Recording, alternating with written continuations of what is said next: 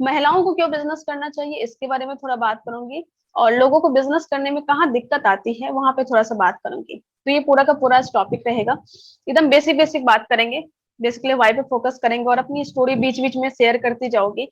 बहुत सारी फीमेल मुझे दिख रही है यहाँ पे, तो हो सकता है कि कुछ ऐसी बातें हों जो कि मैंने सेम फेस की हूँ, आपको ऐसा लगता हो कि सिर्फ मेरे साथ ऐसा होता है, लेकिन ऐसा हो सकता है कि आपको ये देख कर लगे कि नहीं इनके साथ भी यही सेम हुआ है, तो उससे आपको एक मोटिवेशन मिलेगा। तो नाम मधुसुधी है।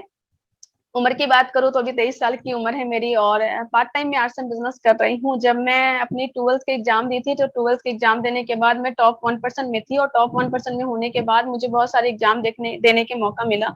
मैं जेई मेंस क्वालिफाई की, और साथ में नेशनल लेवल पे बहुत सारे एग्जाम्स मैंने क्वालिफाई किए। और उसके बाद एक एग्जाम होता है जो बिहार के या अलग अलग स्टेट के टॉप 1% लोगों को ही देने का मौका मिलता है। उस टॉप 1% में चूंकि मैं थी, तो मुझे वो एग्जाम देने का मौका मिला, और पहली बार में मैंने उसे क्वालिफाई किया। और उसके बाद मुझे इंडियन गवर्नमेंट की जो सबसे बड़ी स्कॉलरशिप होती है, डीएसटी इंस्पायरिंग स्कॉलरशिप, वो मुझे मिला, और उसके थ्रू मुझे आईआईएल कोलकाता में एडमिशन मिला। और वहां से मैंने अपनी मास्टर डिग्री कंप्लीट की है। 2020 जुलाई में मेरी मास्टर डिग्री कंप्लीट हुई है वहां से। तो अगर मैं ये बोलूं कि मैं ऐसे लड़की हूँ जो ट्वेल्थ के बाद पढ़ने खाने पीने तक का पैसा लेती थी इंडियन गवर्नमेंट से, तो ये गलत नहीं होगा। तो मैं एक ऐसी लड़की हूँ जो कि पढ़ने तक का पैसा लेती है। तो अगर जो लड़की पढ़ने तक का पैसा लेती है तो काम करेगी, तो ऑब्वियसली उसका भी पैसा लेगी। लेकिन फिर भी मैं आर्ट्स क्यों कर रही हूँ उसके बारे में थोड़ा सा बात करेंगे। और उसके बाद अभी मैं पीएचडी करूंगी। अभी मेरी पीएचडी कंप्लीट हुई नहीं है, अभी मेरी पीएचडी स्टार्ट होगी। तो अभी मैं जस्ट अपनी मास्टर डिग्री कंप्लीट की हूँ अभी। अब बात थोड़ा सा करते हैं कि ऐसा क्या हुआ कि मुझे आरसीएम में आना पड़ा, और क्या देख के मैं आरसीएम में आई। तो जब मैं कॉलेज में थी, तो उससे पहले ट्वेल्थ के टाइम पे मैंने आरसीएम का प्लान देखा था। और देखने के बाद मुझे लगा था कि मुझे करना चाहिए, क्योंकि फैमिली की कंडीशन ऐसी थी कि मुझे हमेशा लगा कि मुझे एक्स्ट्रा इनकम के लिए काम करना चाहिए। और उससे पहले भी मैं ट्यूशन व्यूशन पढ़ाती थी। तो लेकिन जब मैं अपलाइन से बात की, तो अपलाइन ये बोली कि पहले तुम अच्छे कॉलेज में चले जाओ, फिर जाके तुम आर्ट्स में बिजनेस करना। और सौभाग्य है कि मुझे नेटवर्क मार्केटिंग में पहली कंपनी आरसीएम मिली, और उससे भी बड़ी सौभाग्य कि नेटवर्क मार्केटिंग में आरसीएम के साथ मुझे एक ऐसी अपलाइन मिली जो कि सही डायरेक्शन दी, ना सिर्फ आरसीएम में बल्कि जीवन के अलग अलग आयाम पे। तो मोहन प्रसाद सर ने मुझे ये बोला कि तुम पहले पढ़ाई कंप्लीट कर लो, पढ़ाई कर लो और अच्छे कॉलेज में जाओ, तो उसके बाद तुम आरसीएम करना। तो मैंने चलो ठीक है। उसके बाद जब मुझे कॉलेज मिला, तो मुझे लगा कि मोहन सर को लगा था कि मैं तो अब तो आरसीएम करूंगी, पर कॉलेज में जाने के बाद एक अलग सा आ गया था कि अरे मुझे तो पढ़ने तक का पैसा मिलता है, आरसीएम वारसीएम क्यों करना है।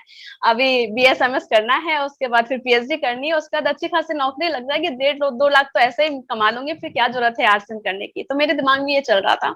तो मोहन सर को तो पता था कि उसको आरसीएम करवाना है, तो वो मुझे बार बार फॉलो अप कर रहे थे कि तुम्हें ये बताओ कि तुम्हें क्यों नहीं करना आरसीएम। तो मैंने बहुत सारे रीजन रखे कि अरे इतना आ रहा है, ये आ रहा है। तो उन्होंने अलग अलग चीजें मुझे बताई, और उन्होंने बोला कि एक अच्छा कारण खोजो कि तुम्हें क्यों नहीं आरसन करना है। और वो कारण अगर मैं सेटिस्फाइड हो जाऊंगा, तो उसके बाद कभी नहीं बोलूंगा कि तुम आरसन करो या ना करो। तो मैं बोले कि इसमें कौन सी बड़ी बात है, चुटकी का खेल है, खोज लेंगे। तो उसके बाद मैंने इंटरनेट पे सर्च करना स्टार्ट किया कि ऐसा क्या कारण बताऊं कि मुझे आरसीएम नहीं करना है। उसके बाद कारण ढूंढती गई। तो मुझे इंडिया लेवल पे मैंने बहुत सारे डेटा देखे कि ऐसे ग्रो कर रही है नेटवर्क मार्केटिंग, ऐसे ग्रो कर रही है। उसके बाद मैं सोची कि शायद इंडिया के लोग करते होंगे, इंडिया में बेरोजगारी बहुत है, ये सब है, तो चलो ग्लोबल लेवल पे देखते हैं। और मैंने इंटरनेशनल लेवल पे बहुत सारे डेटा मैंने उठाना स्टार्ट किए, और इंटरनेशनल लेवल पे मैं देखने लगी कि क्यों नेटवर्क मार्केटिंग करना चाहिए, क्या इसका है। और उसके बाद जब मैं सारे डेटा सर्च करती रह गई, तो मैं तो ये खोजने के लिए गई थी कि मुझे नेटवर्क मार्केटिंग क्यों नहीं करना है, पर सौभाग्य से मुझे वो कारण मिल गया कि मुझे नेटवर्क मार्केटिंग क्यों करना है। और वो कारण मुझे मिला, और उस कारण को मिलने के बाद से उसके बाद से मोहन सर मुझे फोन नहीं करते थे, वो मुझे फॉलोअप नहीं करते थे, मैं उनको फॉलोअप करती थी कि सर बताओ रॉयल्टी इनकम कैसे आ सकती है, 3.5 1 15 का बिजनेस कैसे कर सकती हूँ। तो यही चेंज होता है अगर आपको पता हो जाता है ना कि आरसीएम क्यों करना है। और आज उसके बारे में पूरा का पूरा बात करेंगे कि मैं क्यों कर रही हूँ आरसीएम, और जब मैं आरसीएम की तो क्या क्या दिक्कतें आई और कैसे मैंने उसको ओवरकम किया, इसके बारे में पूरा का पूरा बात करेंगे। तो चलिए प्रेजेंटेशन पे चलते हैं कि मैं ये बताऊं कि क्यों मैं आरसीएम कर रही हूँ। सर मेरी पीपीटी शो हो रही है? जी मैडम।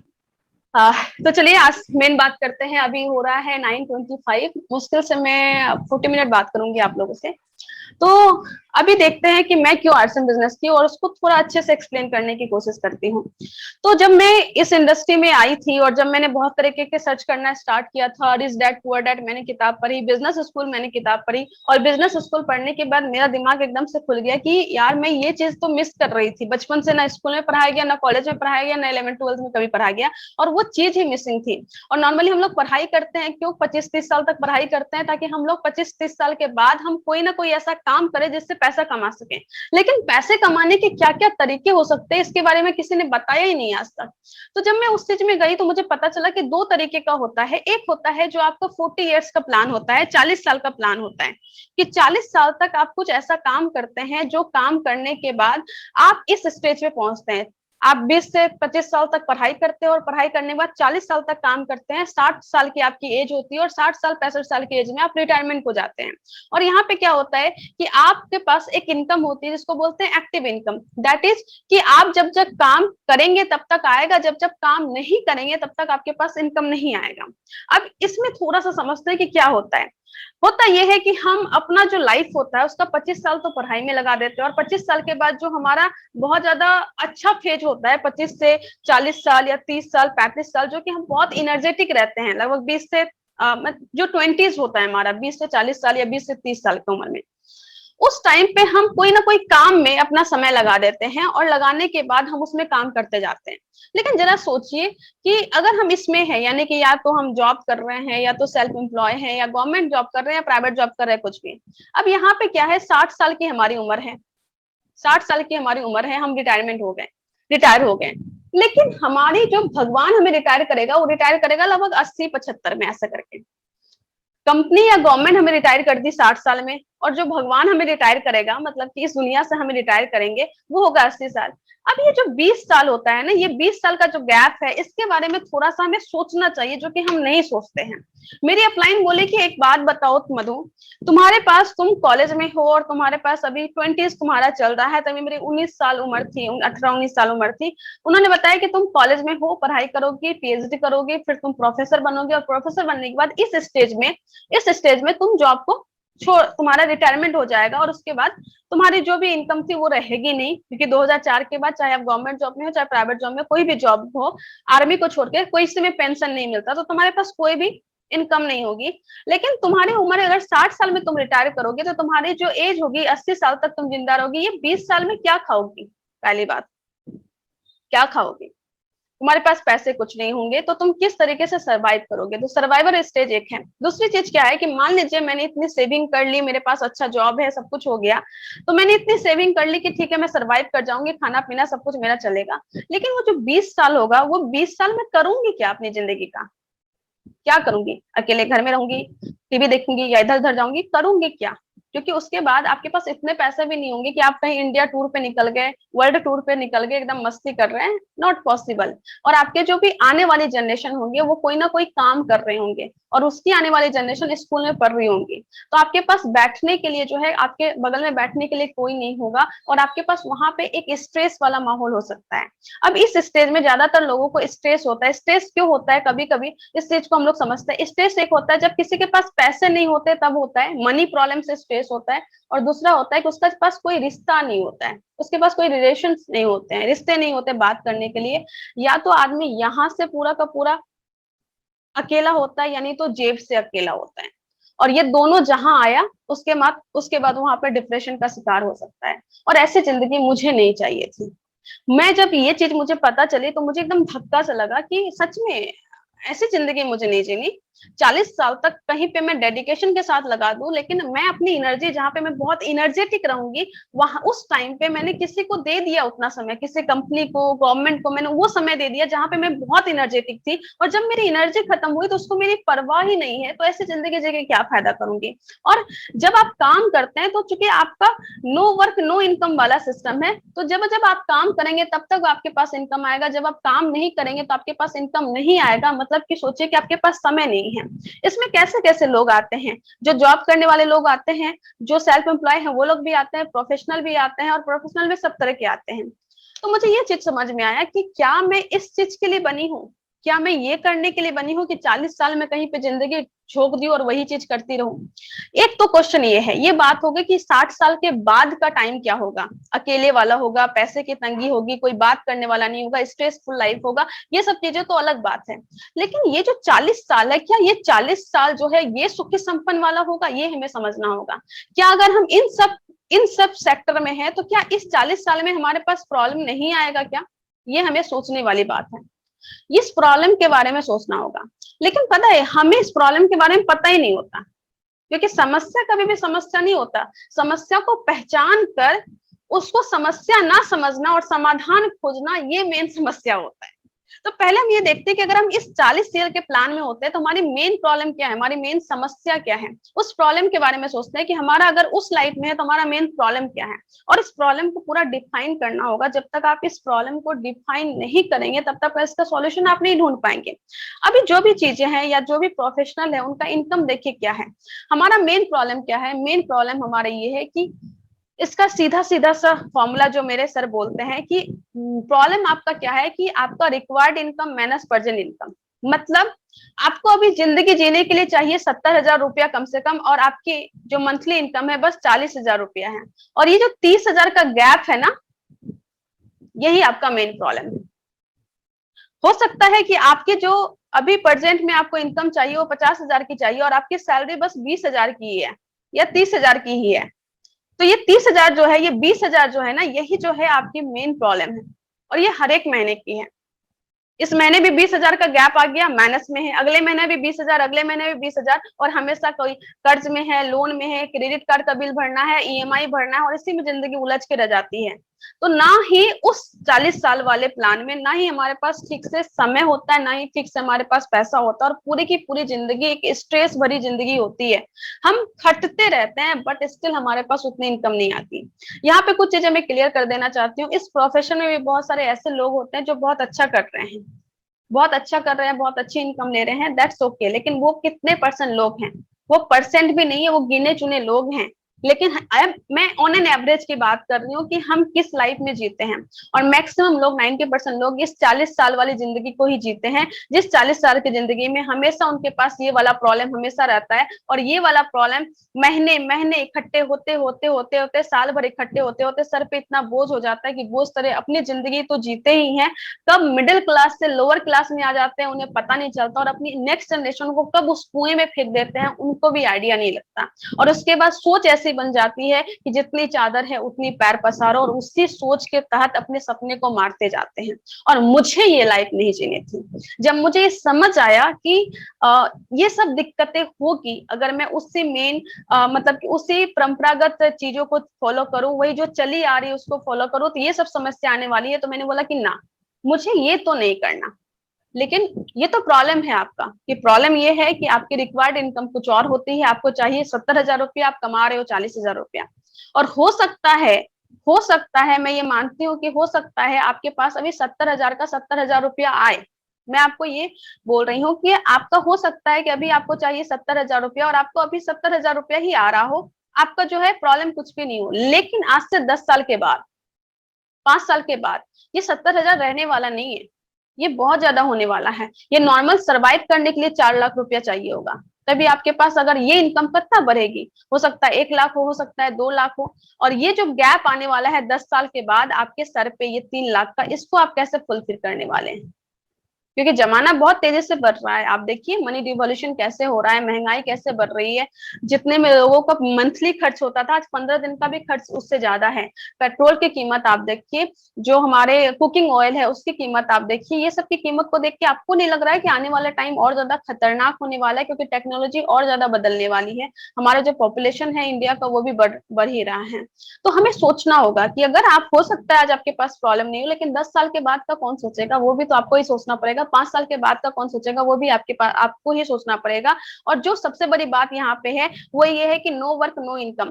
खुदा न खास्ता मैं अगर प्रोफेसर की जॉब में होती और प्रोफेसर की जॉब में अगर मुझे कुछ ऐसा हो जाए कि मैं इस काबिल ना रहूं उस जॉब को करने का, तो फिर मेरी फैमिली का क्या होगा? मेरे पे जो डिपेंडेंट है उन लोगों का क्या होगा? ये भी हमें सोचना होगा। इस क्योंकि देखिए हमें हमेशा अच्छा ही सोचना है, पॉजिटिव ही सोचना है। लेकिन पॉजिटिव सोच के साथ साथ हमें अगर कुछ नेगेटिव होता है उसके लिए भी तैयार रहना चाहिए। तो ये सब कारण है जो मुझे लगा कि नहीं, मुझे ऐसे जिंदगी तो नहीं जीनी है कि हमेशा रात को सोऊं तो एक डर बना रहा है कि अगर कल खुदा ना खास्ता कुछ ऐसा होता है तो मैं क्या करूंगी। और इसके बाद जो दूसरा रास्ता होता है वो दूसरा रास्ता है 2 से 5 साल का प्लान। 2 से 5 साल आप सेम वही पढ़ाई खत्म की और पढ़ाई खत्म करने के बाद आप ऐसा कुछ करते हैं कि आप एक पैसिव इनकम जनरेट करते हैं और आपकी लाइफ जो होती है वो इस तरह की होती है कि आप चाहे कहीं पे रेस्ट कर रहे हो, चाहे सो रहे हो या कुछ भी ना कर रहे हो, फिर भी आपके पास एक इनकम आती रहती है, आपके पास अनलिमिटेड आती है, आपके पास एक पैसिव इनकम आती है, आपके पास फाइनेंशियल सिक्योरिटी आती है। अब इसमें कौन कौन से लोग आ सकते हैं? इसमें जो लोग आ सकते हैं, या तो आपको बहुत अच्छा राइटर बनना होगा, बहुत मतलब बहुत अच्छा। राइटर बनने का मतलब ये नहीं होता है कि आप एक किताब लिख दी और वो चल ही जाएगा, कुछ नहीं। आपको ऐसी किताब लिखनी होगी जो बेस्ट सेलर में हो, जो लगातार बिकने वाली हो, तभी जाके आपके पास एक पैसिव इनकम आनी चाहिए, आएगी। एक किताब लिख दी पर कोई पूछ ही नहीं रहा है तो फिर कोई पैसिव इनकम नहीं आएगी। तो आपको राइटर बनना होगा, पर एकदम नंबर 1 का राइटर बनना होगा। या आप साइंटिस्ट बनिए, ऐसा कुछ इन्वेंशन कीजिए जो कि मार्केट में जाके समाज में रेवेन्यू क्रिएट करे, इंडस्ट्री में काम आए, तभी जाके आपके पास पैसिव इनकम आएगी। बहुत सारे साइंटिस्ट हैं जो कि प्रोफेसर भी हैं, पर उन्होंने कुछ ऐसा इन्वेंशन नहीं किया तो उनको पैसिव इनकम नहीं आएगी।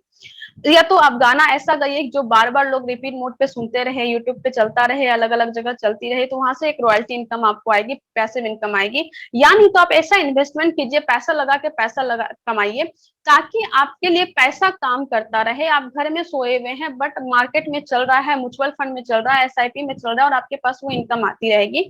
या तो अपनी एक कंपनी बिल्ड कीजिए, स्टार्टअप कीजिए, बिजनेस मैनेजर की तरह काम कीजिए और एक अपनी इतनी शानदार कंपनी बिल्ड कीजिए कि वो आपको पैसिव इनकम अर्न करते रहे। और यहाँ पे एक चीज मैं बताना चाहूंगी, क्योंकि यहाँ पे इन्वेस्टमेंट है तो यहाँ पे एक रिस्क नाम की चीज भी होती है और ये रिस्क बहुत ज्यादा होता है। और साथ में बिल्ड ए कंपनी में स्टार्टअप अगर करते हैं तो आईबीएम की रिपोर्ट के अनुसार 90% जो लोग होते हैं जो स्टार्टअप करते हैं, नॉर्मल लोगों की बात नहीं कर रही हूँ, ऐसे लोग जो आईआईटी आईएम से पढ़े लिखे होते हैं, वो अगर कोई स्टार्टअप करते हैं तो 90% स्टार्टअप जो है वो 5 साल के अंदर फेल हो जाते हैं और बाकी जो 10% बचते हैं उसमें भी 90% स्टार्टअप अगले 5 साल में फेल हो जाते हैं। ये आईबीएम की रिपोर्ट बोलती है। तो यहाँ पे बहुत बड़ा रिस्क फैक्टर है, मतलब कि ऐसा पॉसिबल है कि कोई अगर 100 लोग स्टार्टअप करते हैं तो बस एक ही स्टार्टअप चलता है।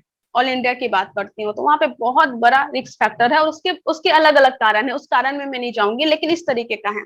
या नहीं तो सबसे अच्छा बढ़िया ऑप्शन है नेटवर्क मार्केटिंग। क्यों, इसके बारे में थोड़ा थोड़ा हम बात करेंगे।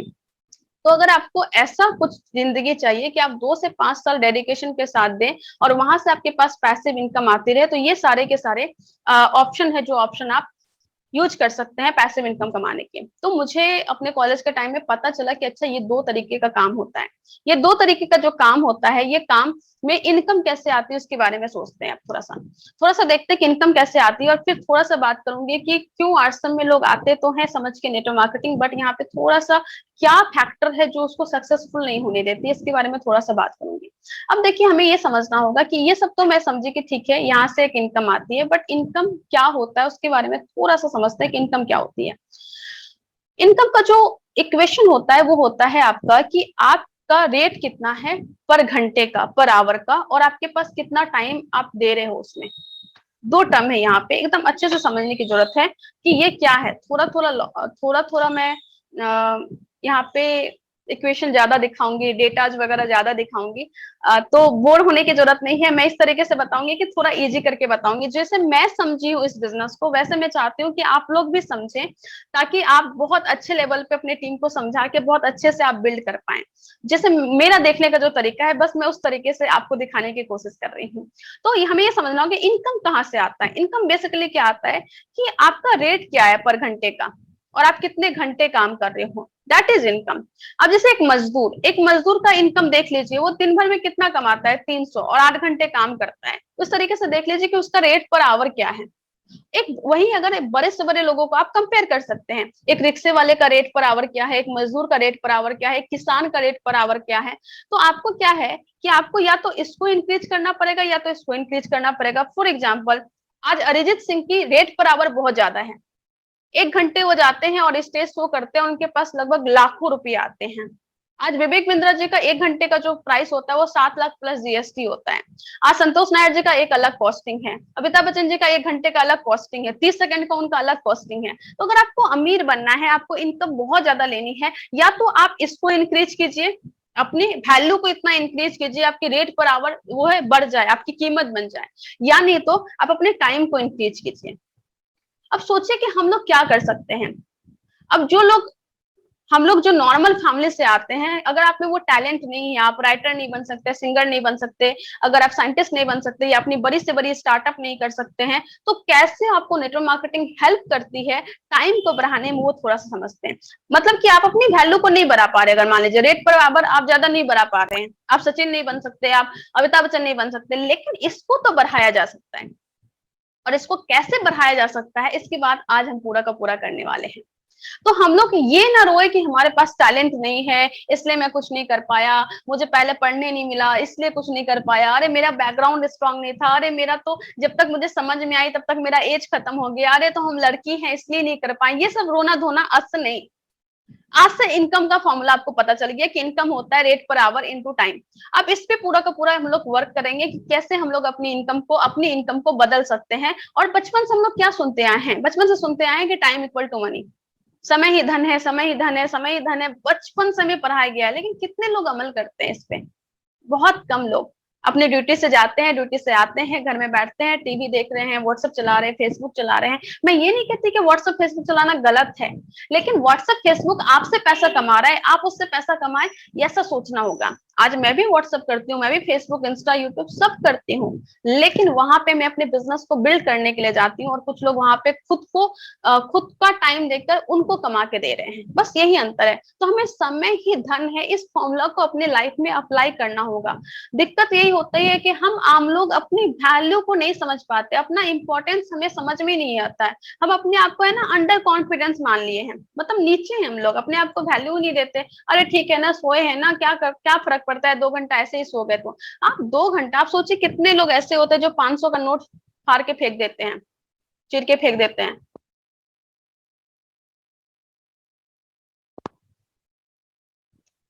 सर मेरी आवाज जा रही है आपके पास? जी मैडम, बिल्कुल आ रहा है अभी।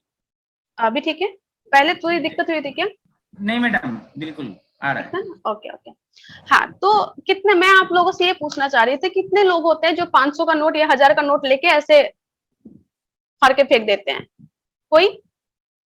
मतलब इनफैक्ट जो छोटा सा बच्चा भी होता है ना, वो लोग भी ऐसे फाड़ के नहीं फेंकता है, एकदम वो करके नहीं फेंकता है। लेकिन हमें पता है टाइम इक्वल टू मनी होता है, हम इसको तो डिस्ट्रॉय नहीं करते, इसको कचरे में नहीं फेंकते, पर इसको हम लगातार कचरे में फेंके जा रहे हैं, और यही हमारी गलती है। अमीर और गरीब में बस यही अंतर है। अमीर को अपनी वैल्यू एक एक सेकंड का पता होता है, और गरीब को अपना एक एक सेकंड लगता है बस ऐसे ही चल रहा है, चलने दो, कोई दिक्कत नहीं है। वो इस फॉर्मूला पे काम करते हैं टाइम इक्वल टू मनी पर, हम इस फॉर्मूला पे काम नहीं करते, इसलिए हम गरीब हैं। सिंपल, मुझे यही लगता है, और कुछ नहीं लगता। अब थोड़ा सा बात करते हैं हम कि ऐसा क्या है जो आप नेटवर्क मार्केटिंग में आके आप यहाँ पे अमीर बन सकते हो, और ऐसा क्या है जो लोग आते तो है पर अमीर नहीं बनते हैं। अभी तक जो मैं आपको दिखाई 40 साल का प्लान, 2 से 5 साल का प्लान, ये जो था ये क्या था? सिंपली इस क्वाड्रेंट को दिखाता है। ये दोनों जो क्वाड्रेंट है ये आपका 40 साल का प्लान है, और ये दोनों क्वाड्रेंट जो है ये आपका 2 से 5 साल का प्लान है। सिंपली यही है और कुछ नहीं है। अभी आरसिम क्या करती है आपको, जैसे कि रीना मैडम ने बहुत ही सुंदर प्लान दिखाया। रीना मैडम क्या बोली कि हमारी जो आरसिम कंपनी है, आरसिम कंपनी 3,000 करोड़ का लगभग इंडस्ट्री है हमारी, और ये 3,000 करोड़ कंपनी में 32% आपको परफॉर्मेंस बोनस मिलता है, 8% रॉयल्टी और 5% आपको टेक्निकल मिलता है, टोटल 45% का मालिक बनाती है। मतलब कि एक ऐसी कंपनी जिसका 3,000 करोड़ का टर्नओवर है, वो आपको 45% का पार्टनरशिप देती है। दैट मीन्स ऑटोमेटिकली हम इस कैटेगरी में आ जाते हैं। सिंपल यही फॉर्मूला है। अब हम लोग बिजनेस कैटेगरी में आ तो जाते हैं, मतलब कि हम अमीर बनने की कैटेगरी में आए तो हैं। तो अगर हम अमीर बनने की कैटेगरी में आते हैं, और जैसा कि मैं अभी बोल रही थी कि money time equal to money है, तो हम यहाँ पे अपनी टीम बिल्डिंग कर सकते हैं। और टीम बिल्डिंग करके मान लीजिए इस तरीके से हमने टीम बिल्डिंग करना स्टार्ट कर दिया। अब एक एक आदमी, अगर 500 लोग हमारे टीम में, अगर एक एक आदमी 2-2 घंटे भी काम करता है, तो हमारे लिए 1,000 घंटे का काम होने लगता है। अब सोचिए कि जहां पे ये दोनों लोग एक दिन में 24 घंटे का ही काम करेगा, हमारे लिए 1000 घंटे का काम होने लगता है, तो और टाइम इक्वल टू मनी का फॉर्मूला है, तो क्या हम अमीर नहीं बन सकते क्या? सिंपल सी है। इतनी सी बात हमें समझने में नहीं आती है, अगर सही बोलो तो। और इतनी सी बात समझनी है कि आरसीएम जो बिजनेस है वो आपको बिना रिस्क के, बिना लॉस के, बिना बॉस के, पार्ट टाइम से घर में आपको एक बिजनेस ओनर बना देती है। कोई इंडस्ट्री नहीं लगानी है, कोई जीएसटी नहीं देना है। अगर नुकसान हुआ तो कंपनी का, अगर फायदा हुआ तो हमारा।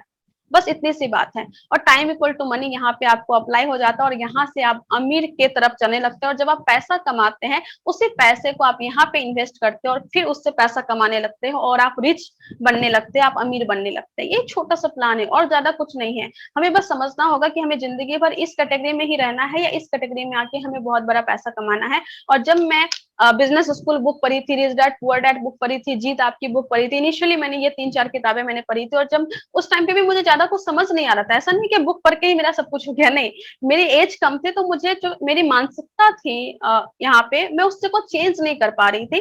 तो मुझे बुक का बहुत कुछ समझ में नहीं आ रहा था। तो मैं, ऐसा होता था कि मैं 2 पेज पढ़ी, मुझे कुछ समझ में नहीं आया, तो मैं अपनी क्लाइंट को फोन करती थी कि सर इसमें क्या बोल रहा है, मुझे समझ में नहीं आ रहा है। और मुझे अपलाइन वो 2 घंटे एक्सप्लेन करते थे कि इस बुक में ये लिखा हुआ है। मैं सोचती थी आज तक तो ऐसा कुछ नहीं बताया, नहीं बोला कि यही तो लोग छुपा रहे हैं जो तुम्हें जानना है। और जब मुझे ये सब चीजें पता चली, तो मैंने तभी डिसीजन लिया था कि मुझे अब जिंदगी भर वो 40 साल में नहीं खटना है। मुझे इस कैटेगरी में आना है, बिजनेस ओनर बनना है। और बिजनेस ओनर जैसे ही आप बनते हैं, पैसा कमाते हैं, और पैसा जैसे आपके पास आता है, इन्वेस्ट करना भी आप सीख जाते हैं।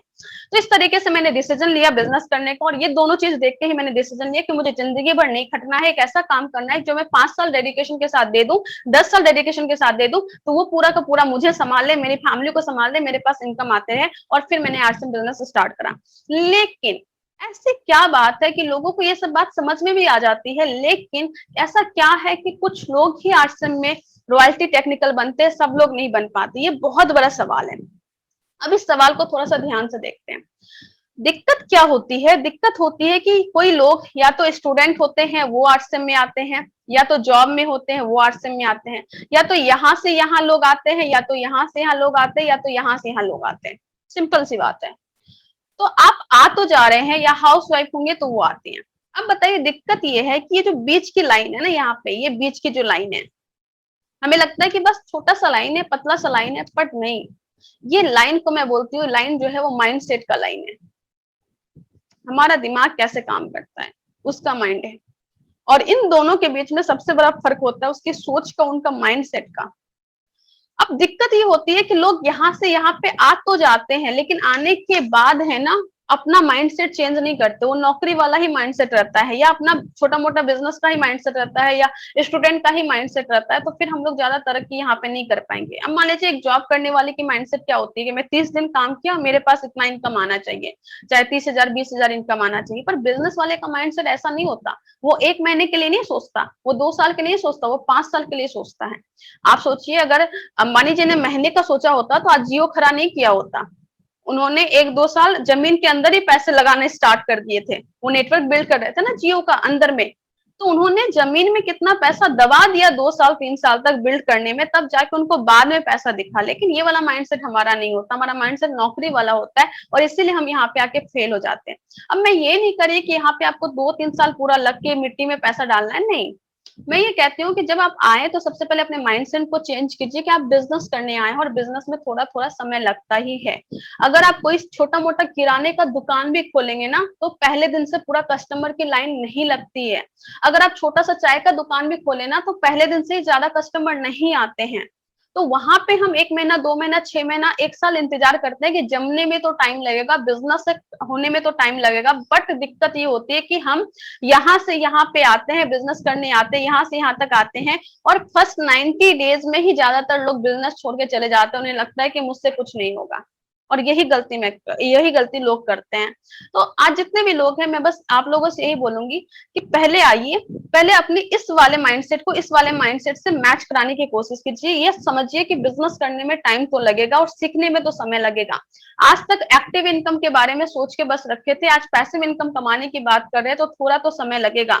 20,000 30,000 की नौकरी भी करने जाते हैं, तो वहां पे 2 महीने 3 महीने की ट्रेनिंग होती है, जबकि तो यहाँ पे कम से कम 2-3 महीने ट्रेनिंग तो ले। कम से कम सीखे तो प्लान कैसा है, कैसे बताना है, और वो ट्रेनिंग जो होगी प्रैक्टिकल होगी। यहाँ पे घर बैठे आप बार बार मीटिंग देख के प्लान नहीं सीख सकते, आपको थोड़ा सा घर से निकल के या फोन पे बार बार बात करके प्लान सीखना होगा। तो ये स्लाइड बस मैं ये कहना चाहती हूँ कि ज्यादातर लोग आते तो हैं पर सफल बस इसलिए नहीं हो पाते हैं क्योंकि वो अपने माइंडसेट को चेंज नहीं कर पाते हैं। वो नौकरी वाले माइंडसेट से बिजनेस करने के लिए आते हैं तो सफल नहीं हो पाते, या सेल्फ एम्प्लॉयड के माइंडसेट से अगर करने आते हैं तो सफल नहीं हो पाते हैं। तो सीखने की जरूरत है कि हम इसको कैसे कैसे कर सकते हैं। अभी थोड़ा सा बात करते हैं कि वो माइंडसेट आएगा कैसे, और मैं इतने देर तक टिक कैसे पाई इस इंडस्ट्री में। क्योंकि जब मैं कॉलेज में आई थी तो एक दो थोड़ा सा किस्सा शेयर करती हूँ। जब मैं इस इंडस्ट्री में आई थी और इस इंडस्ट्री में आने के बाद एक दो किस्से ऐसे हैं कि एक बार ऐसा हुआ था कि मैं जिस कॉलेज में हूँ उस कॉलेज में आसपास कोई पीयूसी नहीं हुआ करता था। तो जब पीयूसी नहीं हुआ करता था तो मुझे लगभग 1 घंटे ट्रेवल करना पड़ता था। पीयूसी जाती थी और वहां पे मुझे पहले पैदल चलना पड़ता था, फिर बस लेती थी, फिर ट्रेन लेती थी, तब जाके मैं पीयूसी पहुंचती थी। फिर आते टाइम ट्रेन लेती थी, बस लेती थी और फिर पैदल चलती थी लगभग 2 किलोमीटर 2.5 किलोमीटर, तब जाके मैं कॉलेज पहुंचती थी। तो वो स्ट्रगलिंग पीरियड नहीं था कि आपको इतने दूर से सामान लेके आना पड़ रहा है। स्ट्रगलिंग ये था कि जब मैं सामान लेके आती थी तो मेरे आसपास के जो दोस्त होते थे वो ये बोलते थे कि कौन सा ब्रांड का इस्तेमाल कर रही है, क्या है, कभी सुना नहीं, और ये तो बगल में मिल जाता है, इतना दूर जाके क्या पागलपंती कर रही हो। तो मैं बोलती हूँ ना, कभी भी समस्या बाहर नहीं होती है। आरसीएम जो छोड़ने पे मजबूर करते हैं, कभी भी बाहरी प्रॉब्लम नहीं होता। जो प्रॉब्लम होता है वो अंदर का होता है, आपके घर के अंदर का प्रॉब्लम होता है। या तो आपके पति, आपके पत्नी, आपके भाई बहन, माँ बाप, यही लोग, कुछ लोग ऐसे होते हैं जो आपको नेगेटिव करते हैं, अड़ोसी पड़ोसी, यही लोग ऐसे होते हैं। तो वो समस्या थी। लेकिन मेरे दिमाग में क्या था, तो बहुत सारे लोग बोलते थे कि क्या कर रही है, इतना दूर, पागल है क्या, इतना पैसा खर्च करके जाती है, टाइम खराब करती है, और वो भी ऐसा ब्रांड जो कि कभी सुना ही नहीं है। देख मैं ये ब्रांड इस्तेमाल कर रही हूँ, देखो ये फेस वॉश अच्छा है, देखो ये ज्यादा अच्छा है, ये ज्यादा अच्छा है, इस तरीके के ताना मिलती थी। और जब मैं अपने अपलाइन को फोन करती थी कि सर देखिए बार बार ये लोग बोल रहे हैं कि क्या बिना ब्रांड के सामान लेने के लिए तुम इतना दूर जा रही हो, और मैं देखो ये वाला ऑनलाइन ऑर्डर कर देती हूँ, मेरे पास ऐसे आ जाता है, ये होता है वो होता है। तो मोहन सर बोले कि ठीक है मत जाओ आरसीएम सामान लेने के लिए। मैं बोली क्या बोल रहे हैं? तो उन्होंने बोला कि हाँ मत जाओ सामान लेने के लिए, और तुम ब्रांडेड सामान ही इस्तेमाल करते रहो और उसी के ब्रांड को आगे बढ़ाते रहो।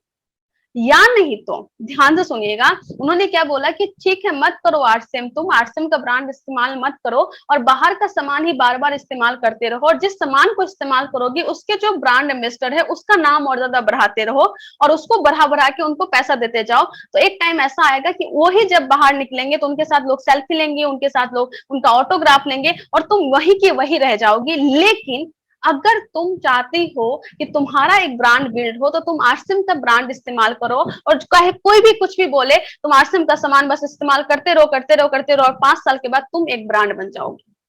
और उस टाइम पे मुझे लगा कि यस, आज कितना भी कुछ हो उसको झेलना है और खुद का एक ब्रांड बनाना है, और इसलिए मैं आरसीएम पे टिकी रही। इसमें से आप में से बहुत सारे लोग ऐसे होंगे जिनके पास आसपास अड़ोसी पड़ोसी बहुत ज्यादा ताना मारते होंगे, क्या कर रही, नहीं कर रही, इतना दूर जा रही है। बट मेरे दिमाग में ये था, मेरा विजन क्लियर था कि मैं क्यों कर रही हूँ।